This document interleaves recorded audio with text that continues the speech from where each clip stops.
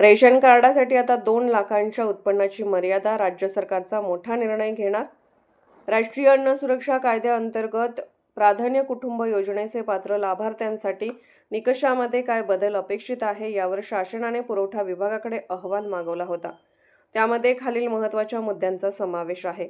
शिधापत्रिका धारकांसाठी किमान वार्षिक उत्पन्नाची मर्यादा 1.5 लाख ते 2 लाखापर्यंत वाढवण्यात यावी.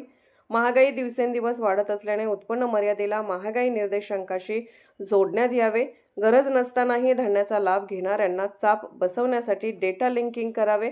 सध्याची मर्यादा काय आहे? सध्या प्राधान्य शिधापत्रिका धारकांसाठी शहरी विभागात 59,000 तर ग्रामीणमध्ये 44,000 रुपये उत्पन्नाची मर्यादा आहे.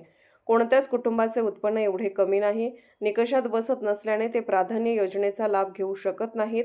गेल्या 10 वर्षात जीवनावश्यक वस्तूंचे दर वाढून खर्च वाढला, पण उत्पन्न मर्यादा तशीच असल्याने गरजू लोक प्राधान्य गटाबाहेर गेले आहेत. उलट उत्पन्न मर्यादेला महागाई निर्देशांकाशी जोडले तर आपोआप वाढत जाणार आहे.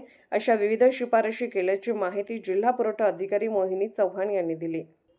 अन्य शिफारशी: पुरासारख्या भौगोलिक परिस्थितीचा विचार करून निकष शिथिल करा. ढोबळऐवजी जमीन धारणा आणि निव्वळ नफा विचारात घ्यावा. मानवी विकास निर्देशांक व भूक निर्देशांकाचा विचार करा. तृतीयपंथी, भूमिहीन शेतमजूर, विधवा, परित्यक्त्या, एकल महिला, असंघटित कामगार, कष्टकरी, गंभीर आजार असलेली व्यक्ती, भटक्या बेघर जमाती या लोकांना योजनेचा लाभ मिळावा. सोन्याचा घास तरी रेशनची आस.